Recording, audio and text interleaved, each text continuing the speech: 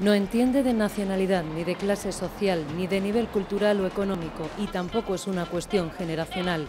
La violencia de género nace del no respeto a un derecho fundamental, la igualdad, de comportamientos arraigados en la sociedad que es preciso combatir entre todos. 916 mujeres han sido asesinadas en España por sus parejas o exparejas desde el 1 de enero de 2003. Este año son 44 las víctimas mortales. A ellas hay que sumar 8 menores también asesinados, en algunos casos por sus propios padres.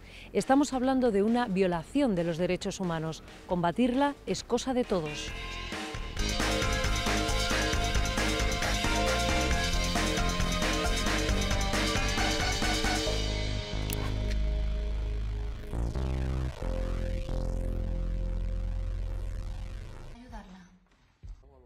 Te ridiculiza, te aísla, te amenaza, te controla, te agrede, no te quiere, estás sufriendo maltrato, eres una víctima de la violencia de género.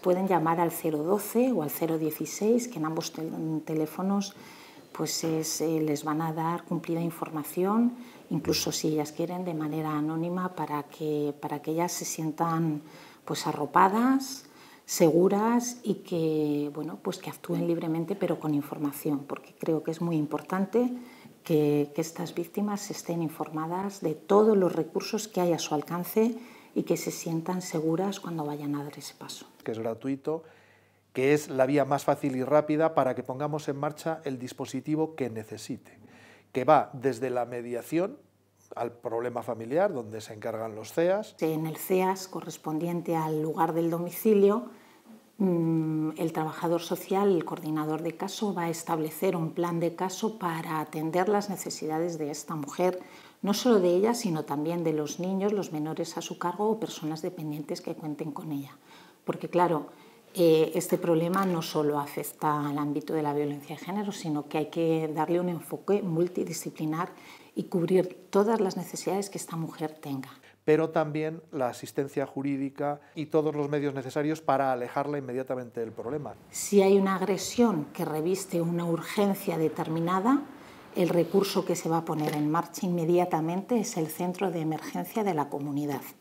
El centro de referencia que tenemos aquí en Segovia será el de Burgos y a través del coordinador, que lo gestionamos conveniadamente con Cruz Roja, se la va a trasladar al centro de emergencia. O también, si no revierte determinada urgencia, existen las casas de acogida tanto para las mujeres como para sus hijos para que estén viviendo ahí durante un tiempo. Y acompañar a la mujer también a lo largo de todo el recorrido. Seguiremos, por desgracia, asistiendo a un goteo, a un rosario de casos, porque ya digo que es inevitable y no se puede estar en todas partes. Pero las mujeres son las que tienen que actuar. Desde enero de 2007, primeros datos disponibles, hasta el 30 de junio pasado, en Segovia se han presentado 2.426 denuncias por violencia de género. En 2016 fueron 259. En el primer semestre de este año, 176. Lo más normal es que sea la propia víctima la que denuncia. Pero hay casos en los que han sido los amigos los que han venido a denunciar porque la víctima ha tenido un miedo pavoroso a su presunto agresor. Ha habido otros casos que son los vecinos los que denuncian porque oyen voces y ven que en esa casa está sucediendo algo que no es normal. Porque se va conociendo más el problema, porque la gente ya no mira tanto para otro lado cuando alguien que tiene a su lado está pasando por ahí, el apoyo informal que existe, la red de apoyo, la red familiar, la red laboral también, los compañeros de trabajo. También hay actuaciones que son asumibles de oficio. Ha habido alguna intervención y la víctima no quiere denunciarlo, pero la ley nos obliga a actuar de oficio. Entonces nosotros activamos el protocolo exactamente igual que si hubiera una denuncia. Al menos la mitad de los casos o más que están fuera del ámbito y no podemos hacer nada, no podemos descubrirlos fácilmente. Lo conseguiremos cuando tengamos una sociedad transformada, que esa es la carrera de fondo, pero las mujeres tienen que animarse a denunciar. Se hace hincapié en que la sociedad se implique, que los vecinos, los familiares nos impliquemos, porque son muy pocas las denuncias que hay por parte de estos sectores, ¿no? Pero sí que es verdad que es importante que la mujer aprenda a comunicar lo que está viviendo a alguien cercano, porque una vez que dé el paso de denunciar, cuenta con un respaldo de alguien que conocía su situación. Eso es fundamental. Las víctimas tienen que saber que también el vecino, que también el amigo, que también el que les sirve el café en el bar puede ser una persona que les ayude y que haga esa llamada por ellos. Que informar de todos los mecanismos que tiene esa mujer a su alcance para que se sienta segura, se sienta arropada y cuente lo que le está pasando. La víctima puede llegar a entender que tiene que denunciar, puede llegar a entender que tiene que salir de esa situación de violencia, sobre todo cuando afecta a los hijos, ¿no? El problema es que la mayor parte de los procesos psicológicos en patología se mueven a nivel emocional, no a nivel racional. Entonces, la víctima puede entender a nivel racional que tiene que salir de esa situación, pero pasarlo de la racionalidad a la emocionalidad no es fácil, necesita de una intervención profesional especializada. El momento inicial en el que la mujer es capaz de decir esto me está pasando, ese momento es crucial y en ese momento hay que aportarle a la víctima toda una serie de recursos, de compensaciones, de dotarle de una serie de habilidades que le mantengan en su posición de denuncia, porque si no se interviene en ese momento es muy posible que la renuncia se revierta, es decir, que después se retira la denuncia, bueno, no, es que esto ha sido un escarceo sin más importancia, es una relación pues como cualquier otra. Presentada la denuncia, la víctima es trasladada, si ha habido agresión física, a un centro sanitario para valorar las lesiones.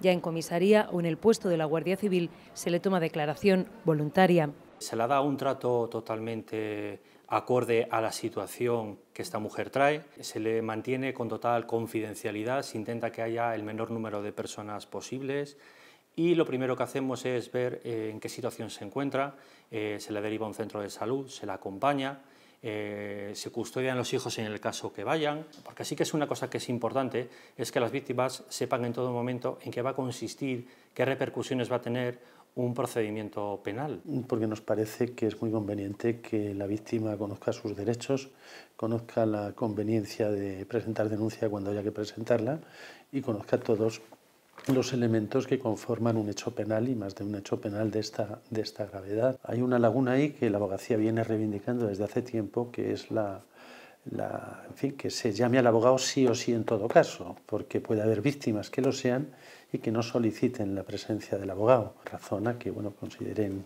inoportuno no hacerlo, muchas veces por desconocimiento o por otras razones. En esa recogida de la denuncia se haría lo más exhaustiva posible y, muy importante, se haría un cuestionario, una serie de preguntas que están tasadas, están cerradas a la víctima para evaluar el riesgo. Siempre tenemos, digamos, testigos de referencia, como puede ser informes vecinales, informes técnicos, informes médicos, que nos pueden ayudar a hacer esa valoración. En concreto, esa valoración lo que se hace es cumplimentando en el aplicativo Biogen, que lo lleva a la Secretaría de Estado de Seguridad, y lo que hace es cumplimentarse en una serie de ítems basados en unas respuestas y en la denuncia que ella formula, y automáticamente el sistema asigna uno de los niveles que estipulan, desde el nivel más bajo, que es el no apreciado, al más gravoso, que sería el riesgo extremo.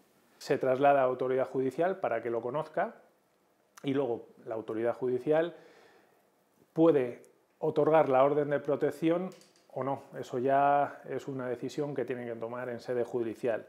La víctima puede pedir la orden de protección, hay en ocasiones que no la pide y aún así el fiscal y el juez estiman que es oportuno concedérsela y se la conceden, aunque ella en un principio no la pidiera. Entre esas medidas puede dictarse la prohibición de comunicarse del agresor para con la víctima, puede establecerse una orden de alejamiento con el fin de que el agresor no pueda tener posibilidad de acercarse o aproximarse a la víctima, pueden adoptarse medidas de carácter civil en orden a su procedimiento, a su situación personal, si es conyugal o deja de serlo, en orden a los niños también pueden adoptarse medidas cautelares. Que tendría que reforzarse directamente a la mujer en el momento de la denuncia, lo mismo que se le aporta un abogado para que se le aporte un psicólogo para reforzar esa posición. Y además tampoco estamos muy convencidos de que el sistema tenga que estar anclado en servicios sociales, porque la mujer tiene más confianza en los servicios policiales y en los servicios judiciales a la hora de hacer la denuncia que en los servicios sociales. Según los últimos datos de finales de septiembre, en la provincia de Segovia hay 185 casos activos. 108 corresponden a mujeres nacidas en España y 77 a víctimas de otros países. Hay un caso de riesgo alto, 26 de riesgo medio, 109 bajo y 49 no apreciado. Los agentes de la Unidad de Familia y Mujer de la Policía y de la Guardia Civil, coordinados por el EMUME, realizan un seguimiento personalizado de cada caso. Desde ese grupo de protección se mantienen contactos periódicos con la mujer y, si es necesario, también contactos periódicos con el agresor o con el presunto agresor, para seguir evaluando en todo momento ese nivel de riesgo, para actualizarlo tanto a la alza como a la baja, según sea la evolución, y seguir informando a la autoridad judicial. Vigilancias en domicilios, entrevistas personales, entrevistas telefónicas, entrevistas con el agresor, que están marcados una serie de plazos, desde el mínimo, que está el no apreciado, o el nivel bajo, que lo hacemos cada 2 meses o 3 meses, pasamos a un nivel medio, o a un nivel alto o a un nivel extremo, que nos obligaría a hacer valoraciones constantes cada 48 o 72 horas. Cada nivel de riesgo tiene una serie de medidas policiales aparejadas y de obligatorio cumplimiento por nuestra parte. Es decir, una víctima que tenga un nivel de riesgo alto, pues nosotros debemos de llevar a cabo una serie de actuaciones policiales de las cuales la víctima es informada para que sepa lo que nosotros vamos a hacer, y en el caso de que ese riesgo varíe tanto a la alza como a la baja, siempre se la informa de lo que nosotros estamos obligados a hacer y de cómo la vamos a proteger. Las víctimas tienen el número de teléfono de sus policías protectores. Esos policías protectores llevan un teléfono que se le ha facilitado la Dirección General de la Policía, que está activo las 24 horas del día, los 365 días del año. Alguien podrá pensar, estos policías no tienen vacaciones, no duermen. Pues tienen vacaciones y duermen, pero tienen que estar atendiendo ese teléfono permanentemente. Y si hay una situación de riesgo o similar, derivar la llamada a quien corresponda. Cada puesto responsable del seguimiento de cuántas víctimas tenga en su demarcación policial. Si tienes 3, como si tienes 25. Si necesita el apoyo para hacer algún tipo de entrevistas, a través de su compañía territorial, lo van a realizar. Lo que sí que es cierto que ninguna mujer se queda sin que se haga esa valoración. Los agentes facilitan a la víctima un plan personalizado de medidas de autoprotección. En 24 casos, el juez ha dictado este año orden de protección y funcionan 11 dispositivos de seguimiento que tienen localizado en todo momento al presunto agresor y a la víctima. Es un dispositivo que tiene que llevar una pulsera o brazalete el agresor, además de un dispositivo GPS, y la mujer víctima lleva otro dispositivo de GPS, donde se programa desde el juzgado la orden de alejamiento de los metros que el juez haya estipulado, y entonces existe un sistema de prealarma para que cuando se va acercando el agresor a la víctima, suena ya la alarma y se pone en contacto con las fuerzas y cuerpos de seguridad para protegerla también. A mí es un medio que me gusta, porque eso sí que es una medida objetiva que te avisa cuando se va a producir el quebrantamiento, porque es para controlar medidas de alejamiento del agresor con respecto a la víctima. Entonces ahí sí que te da un periodo de tiempo para poder reaccionar ante un acercamiento. A mí me gusta. Otro servicio de atención inmediata es Atempro, el teléfono de atención y protección para víctimas de violencia de género que gestiona Cruz Roja. 4 horas al día, todos los días del año, no entendemos ni de domingos ni de festivos. La usuaria lo único que tiene que hacer es presionar un botón de un teléfono especial que le damos, y con solo presionar el botón nosotros ya sabemos quién es, dónde vive, quiénes son sus familiares, cuáles son los recursos más cercanos. Además cuenta con un sistema de geolocalización, entonces en el caso de que ella nos presione ese botón, nosotros sabemos dónde está a cada momento.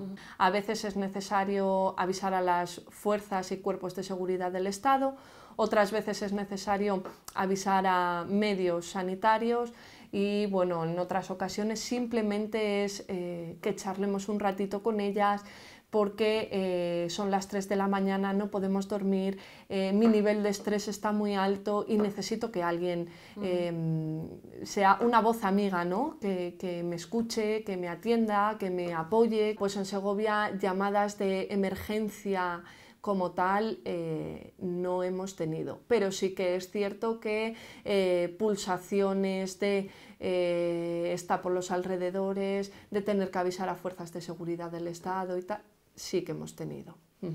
Enseguida se han personado las fuerzas de seguridad del Estado y no ha habido mayor problema.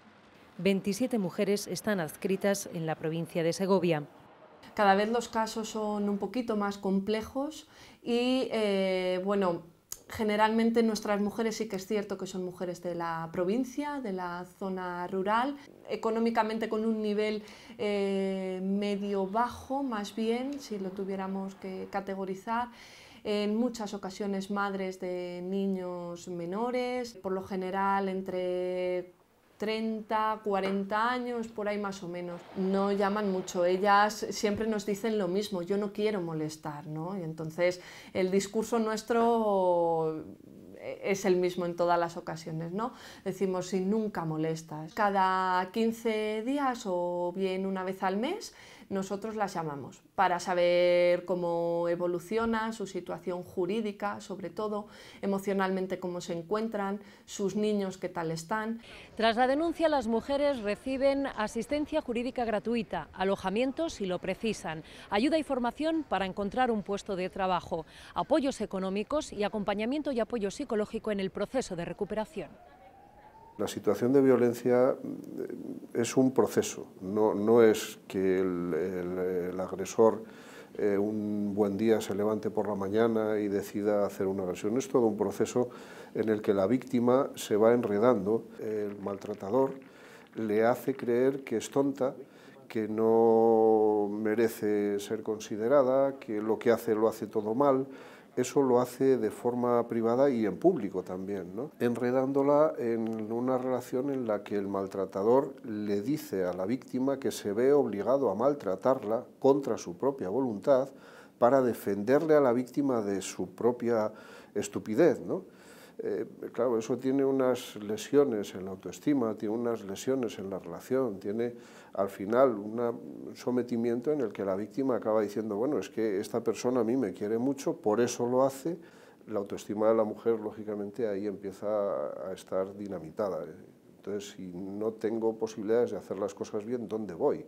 ¿Y dónde voy con mis hijos? ¿Y dónde voy si no tengo un medio de vida? Y eso por una parte. Si no, se engancha a un sistema de relación en el que se siente inicialmente protegida por digamos, un macho alfa, ¿no?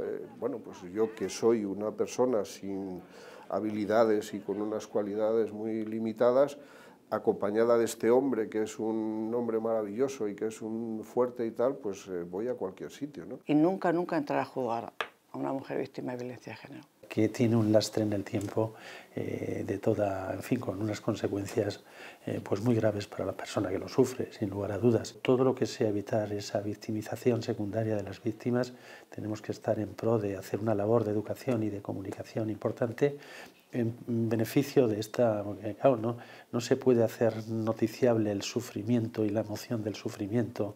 El proceso de recuperación es lento y con frecuencia no juega a favor el largo tiempo que pasa, hasta 2 años, hasta que llega el juicio.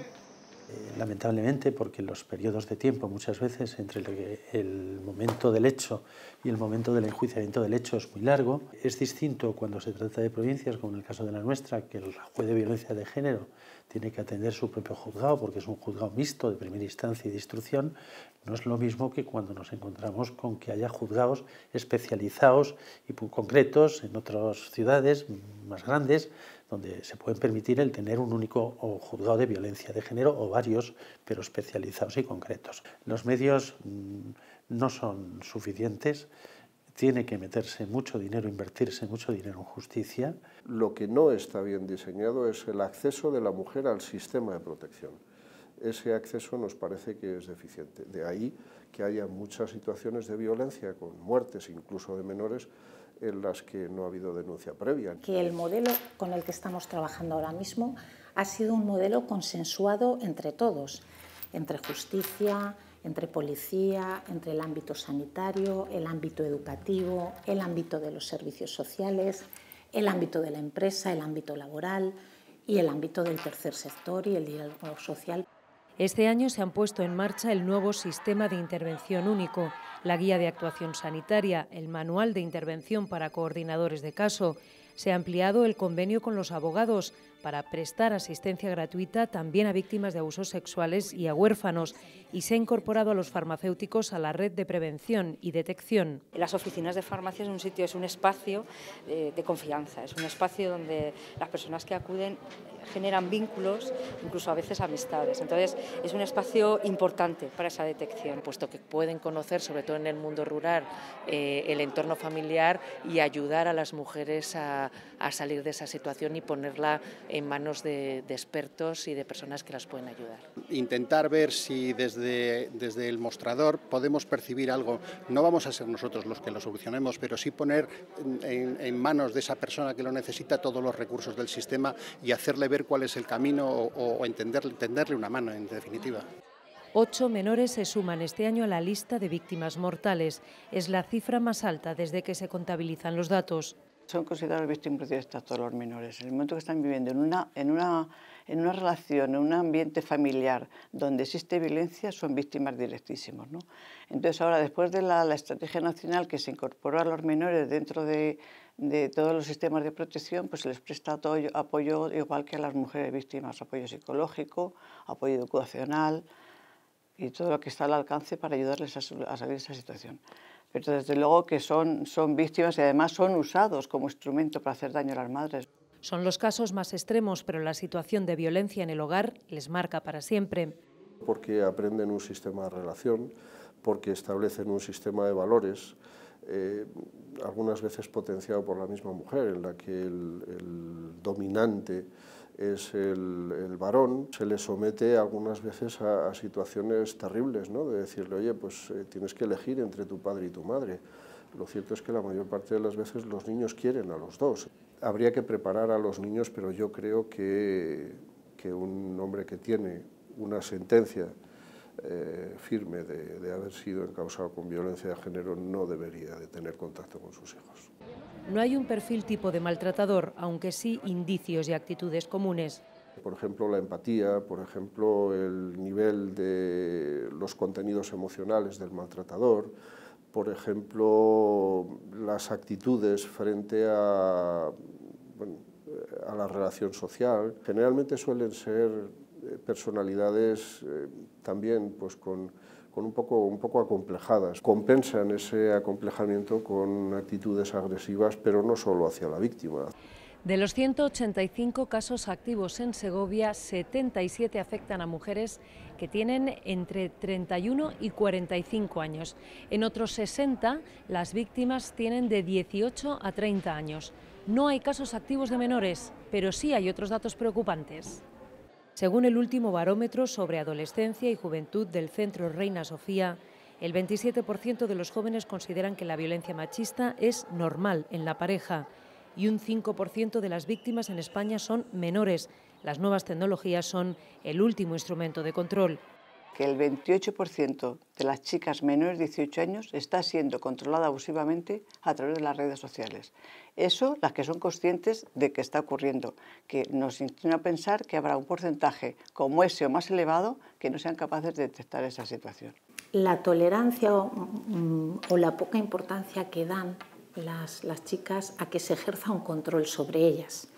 Eso es algo como muy nocivo porque realmente si una persona quiere ejercer un control sobre ti como una posesión, como un objeto, eso no es cariño ni es amor. Que no admitan nunca una relación de dominio. O las relaciones son a nivel de igualdad, de tú y yo tenemos el mismo nivel, o si alguien empieza a decir yo domino y tú eres la dominada, que salgan inmediatamente de esa relación porque eso tiene muy mal pronóstico. Una aplicación que se llama Libres, que es sobre todo para gente joven, donde pueden saber si están sufriendo violencia de género a través de un test que tienen, cuáles son las medidas de autoprotección, les ponen en contacto directamente con el 016, con el 112 si es una emergencia, tienen contacto saben casos de testimonios de víctimas. En el caso de la gente joven está fallando mucho la educación en valores. Yo creo que la educación en valores no está en su mejor momento, ni en el sistema educativo, ni en la familia, ni en la sociedad, para nada, ¿no? Y yo creo que falla también que no vamos todos en la misma línea de atención, de detección, de sensibilización. Que por un lado vamos la familia, cada uno con sus convicciones y sus creencias, por otro lado está el sistema educativo, por otro está la sociedad en su conjunto, por otro lado están los medios de comunicación. Entonces, ir a la par en todo esto es fundamental. Entonces, para eso es importante tener una sensibilización y una concienciación de que es necesario hacerlo. Cuando somos pequeños todos tendemos a poner en marcha un aprendizaje mimético, un aprendizaje repetitivo, ¿no? Y más todavía hoy en los grandes medios de comunicación, que existen muchos, en los grandes medios de comunicación, donde la modelización, la estandarización, estereotipación, etcétera, funciona de una manera todopoderosa.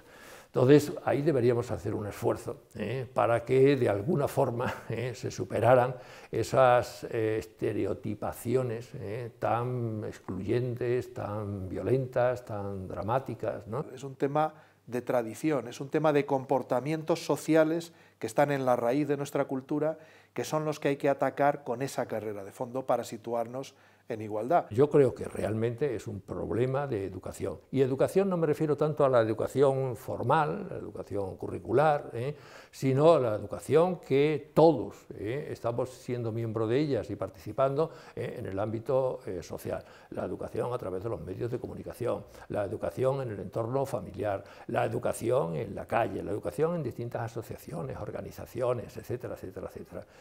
Y esa educación tiene que llevar a una posición, para mí, que es absolutamente fundamental, y es la posición de los hombres. Y hasta que los hombres no sensibilicen, no se conciencien y no sean activos contra la violencia de género, me temo que vamos a seguir padeciéndola. Yo creo que el día que nosotros seamos capaces de oponernos a un chiste machista, el día que seamos capaces de controlar desde el punto de vista de igualdad nuestro lenguaje, el día a día es un problema de sensibilidad, es un problema de igualdad, es un problema de conciencia, es un problema de actitud, es un problema de compromiso, pero de compromiso cotidiano. No se hace caso a los profesionales. A la hora de establecer los modelos educativos, pues no se recurre a los profesionales, se recurre a las asociaciones de padres, a los sindicatos, a grupos políticos, etcétera, etcétera, pero los profesionales, que son los que conocen las claves para poder, tampoco se les tiene demasiado en cuenta, ¿no? Absolutamente increíble que se nos enseñe de todo, menos quizás la asignatura más importante que tenemos en la vida, que es la de aprender a ser personas. Y de personas dentro de un marco de derechos humanos que nos hemos otorgado todos para que tengamos una vida de mayor calidad como personas, de mayor dignidad.